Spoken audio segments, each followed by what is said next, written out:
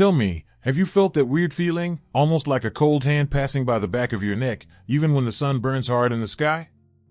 Already entered a place where the air seems heavier than normal, where even silence sounds wrong, as if something hidden, lurking in the dark. For listen to what I will tell you. My name is Sam Houston. I've seen a lot of misfortune in this life, more than I would like to remember. I already stepped on soil soaked with blood. I already looked into the eyes of men determined to send me to hell. But of all I have faced in this crooked world, nothing haunted me as much as I once found in the so-called Sacred Valley.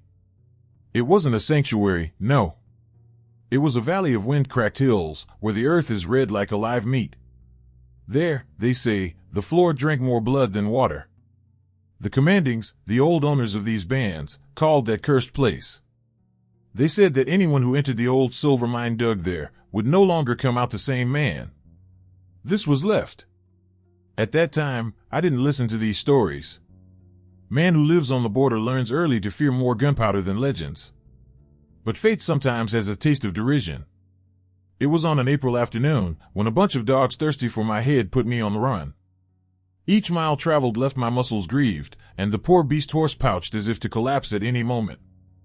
I needed a shelter, a hiding place, and the only shadow in sight was the dark bucca of that mine. It seemed deserted. It looked safe. I tied the horse among crooked shrubs, with the care of those who have already waited for shots behind each stone.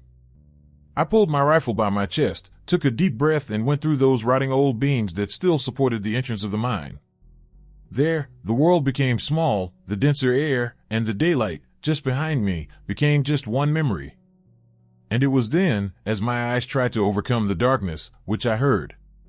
First short, made a whisper, then clearer, clearer. Screams. Shouts of man, echoing from the bottom. But, I ask you, what kind of man screams like that, where no man should be? I don't know if the same happens to you, but there are certain sounds that when they beat our ear, they soon wake an old part, deep down their soul, a part that knows fear even before reason understands why. That kind of noise that doesn't look natural. That's what I felt when I heard those screams. They were man's voices, yes, but they carried a tone that was not of this world. A long lament, crooked, almost cried, as if the throat that released them was already skinned from pleading for help.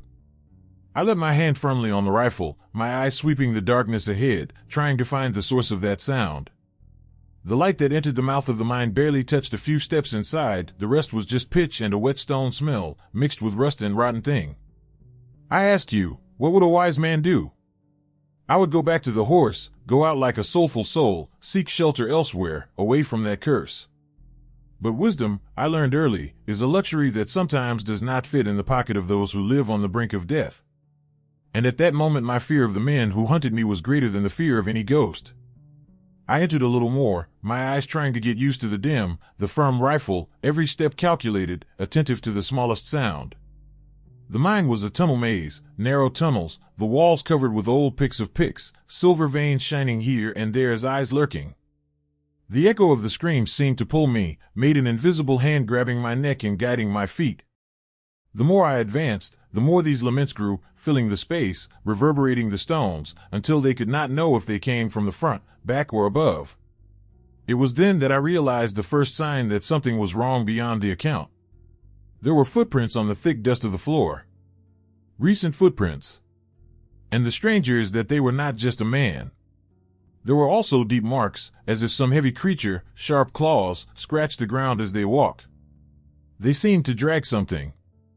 The air was getting hotter, stuffy, hard to breathe. My chest weighed, my lungs burned, as if the mine sucked our breath. And the deeper I went, the more I felt that presence.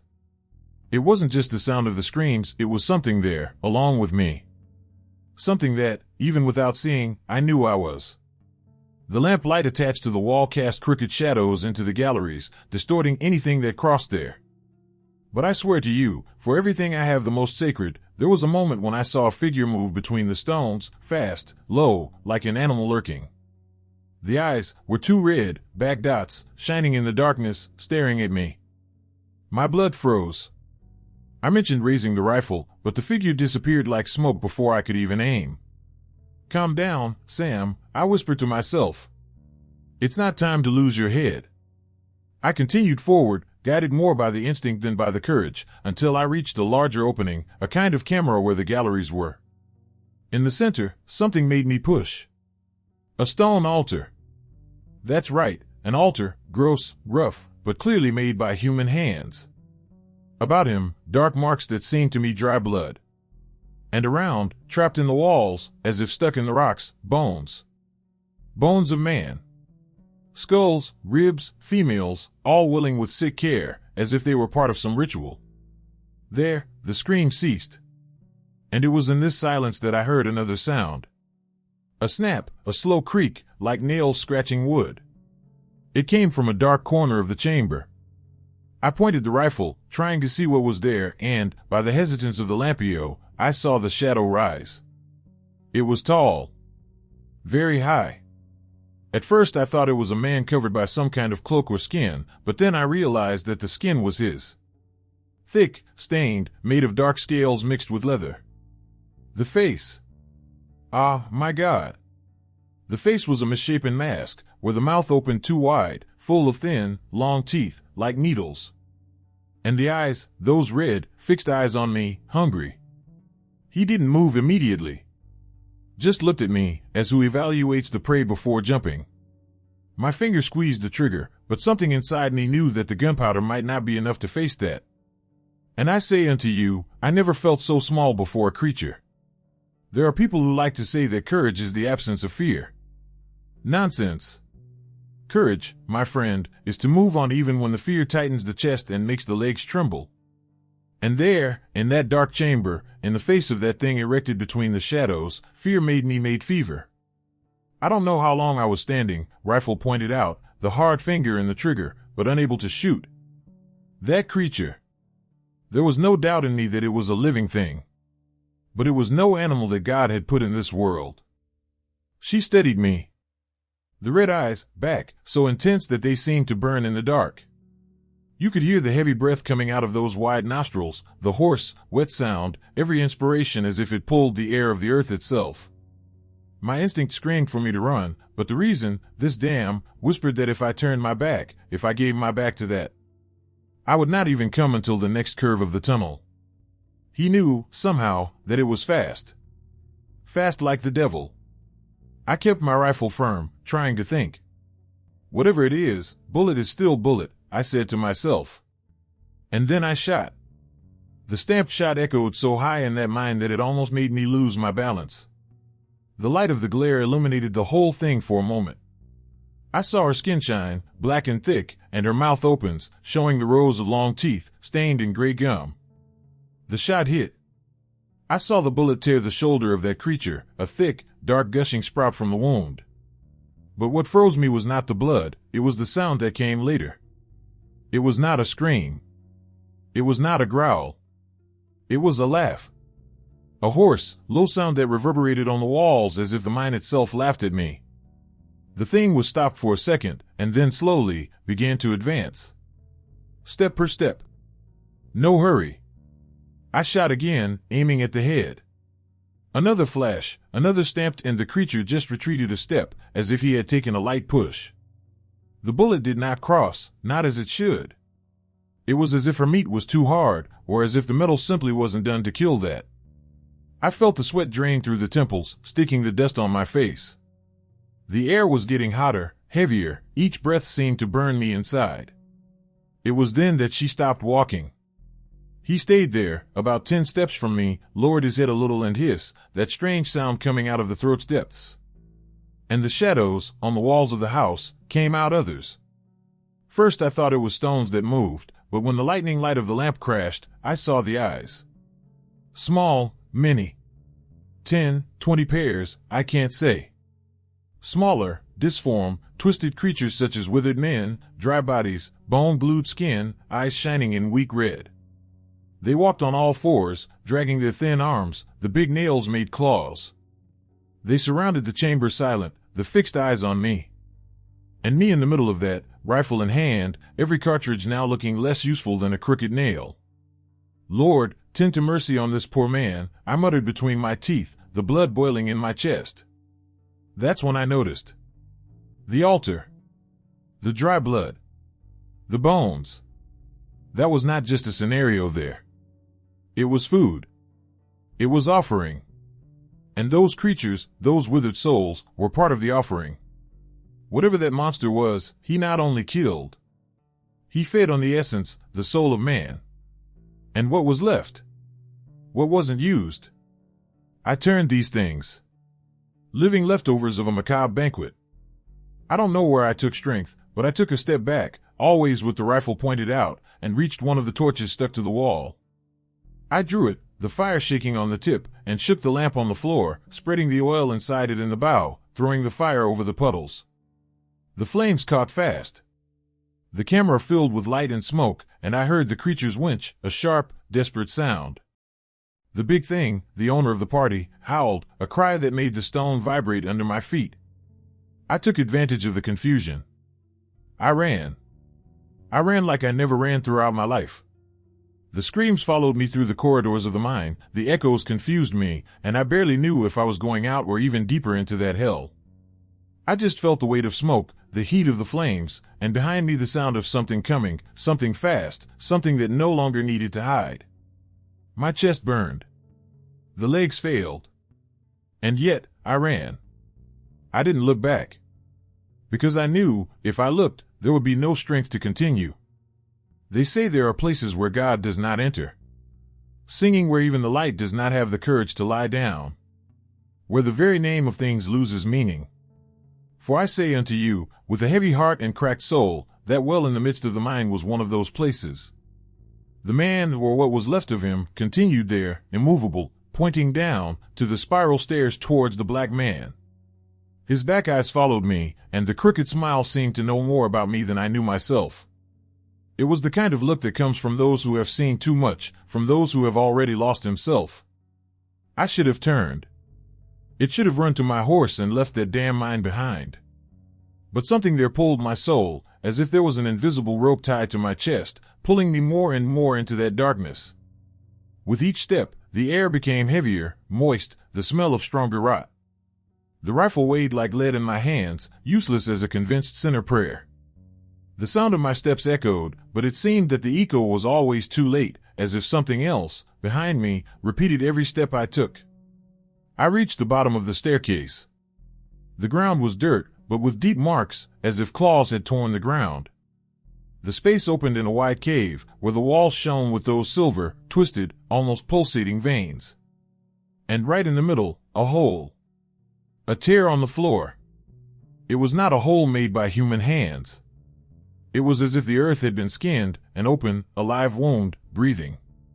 And from there it climbed the sound.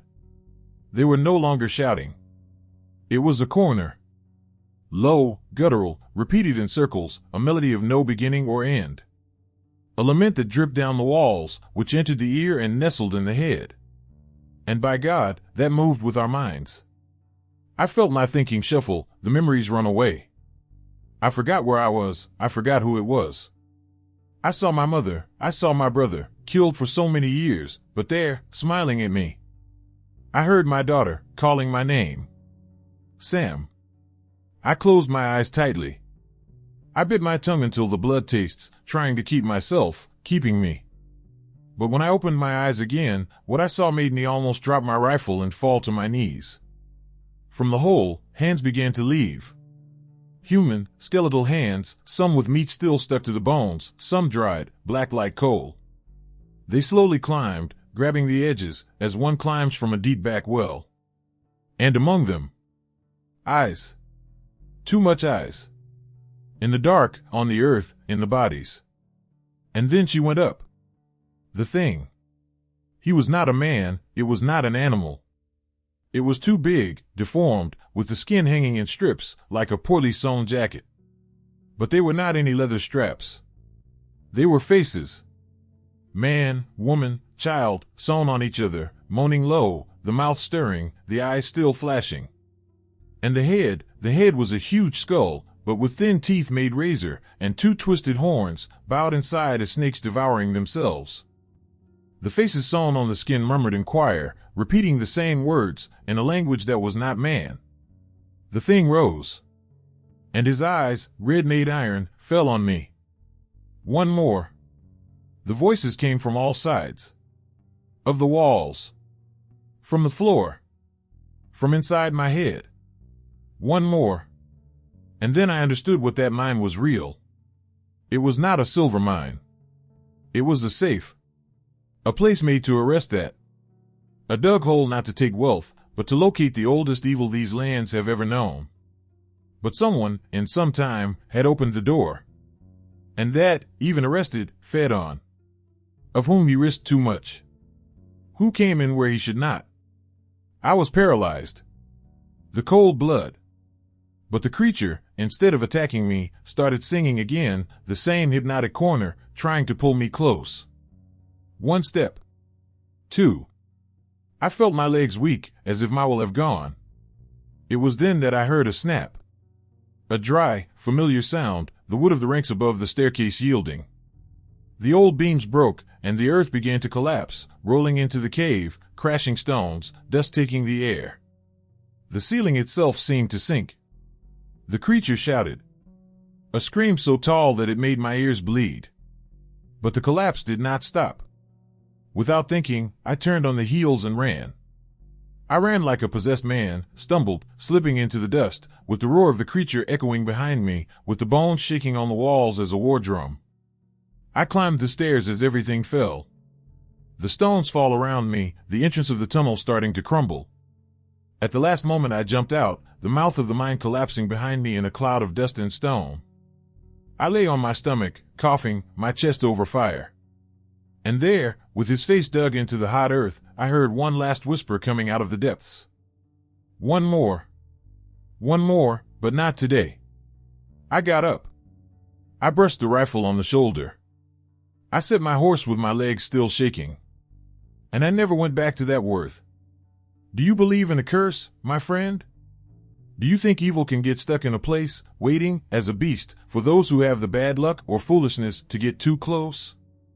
I didn't believe it. No, not until that day. After I left that mine behind, the dust still climbing the horizon as a fire smoke, I went to my way without looking back. But the strange thing is that even with the sun on my face and the sky clean over my head, I didn't feel relief. On the contrary, the chest hurt as if I still breathed the same heavy air inside. The feeling that something followed me didn't drop me. And by God, I swear that more than once, on those nights that came later, I heard the echo of that corner in my dreams. Sometimes I woke up in the middle of the night, bathed with cold sweat, right to listening to someone or something whispering my name from outside the tent. Sam. Was it just the wind? Or the echo of a disgrace that we can never leave behind? I can't say. I just know that this thing, that creature sown with the faces of the souls he devoured, is still alive down there. Maybe more buried now, stuck under the stones. But live. And waiting. I wonder sometimes if anyone who opened that mine knew what was awakening.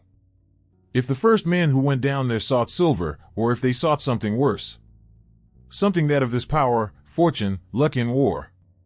You know as well as me, there are people who sell even their own souls for a handful of gold. Or for revenge. But there is a price, there is always.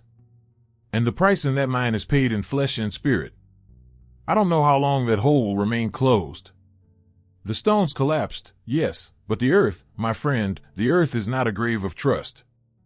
A heavy rain, a flood, any earthquake, and the way can open again. And if you open it, you'll call it.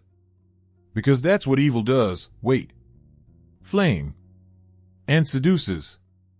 And now, whenever I cross near that valley, even from afar, I feel the same cold in my spine. The same desire to hurry the step. Because there are things that don't die. Only sleep. And I, Sam Houston, follow my way with this weight on my back. I carry the memory. I carry the fear. I carry the certainty that that day I just escaped, but perhaps, only perhaps, the name she whispered is the next one we'll call when the right time comes.